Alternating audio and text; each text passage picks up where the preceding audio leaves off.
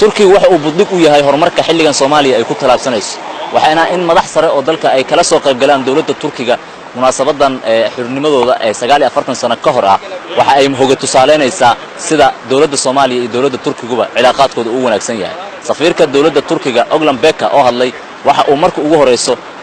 dadka Soomaaliyeed la wadaagay dareenkiisa ku aadanaa qaraxii maalintii shalay ka dhacay Muqdisho oo uu cambaareeyay waxa kale oo uu cambaareeyay qaraxii dadka badan ay ku dhinteen 14 Oktoobar waxa uuna isdul taagay sida dawladda Turkigu ay uga go'an tahay in ay la dagaalanto argagixisada isla markaana dawladda Soomaaliya ay ka caawiso dib u dhiska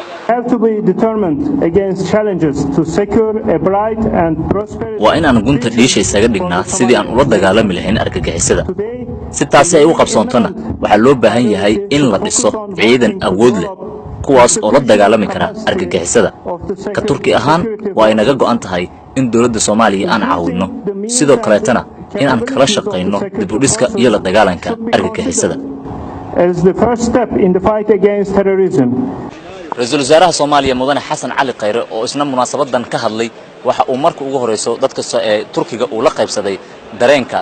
ay u hayaan dawlad ahaan wuxuuna ugu hambaliyay dabaaldegooda maanta 49 sano kadib ka soo wareegtay markii ay xiroobeen waxaana uu Ra'iisul Wasaaraha intaas kadib uu sheegay in safarkiisii uu ku tagay Turkiga uu ahaa mid micno badan sameynayay isla markaana dawladda Turkigu ay tahay dawlad wax tar u leh Soomaaliya sida awood waxa uu sheegay inay ka rajeynayaan dawladda Turkiga dadaalka hadda ay dalka ku bixinayso mid ka badan waxaan rabaa markaa annagoo u hambalyeynayna intaanan halkan isugu timid dawladda aan ugu dhownahay saaxiibka ula nahay inaan shacabka Soomaaliyeed iyo dadka halkan joogaba u sheego in safarkii aniga iyo wafdigaygu aan ku tagnay hadda inaan ku soo heshiinay inaan sii adkayno xiriirka labada dal inaan bilaawno inaan ka wada shaqeyno arrimaha kobcinta dhaqaalaha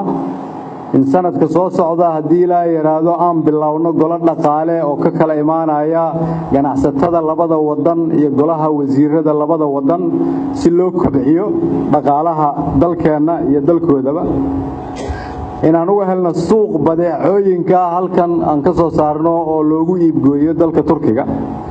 waxaan ku heshiinay inay gacan weyn ka qaataan inay amniga dalka wax nagala qabtaan oo ay sidaasna mar dhow bilaabi doonaan waxaan ku heshiinay in labada wadan la isu sii furo lana kordhiyo fursadda ardayda Soomaaliyeed ay u hesho inay dalka Turkiga wax ku soo bartaan Munassar Maxamed Cabdi Universal TV Muqdisho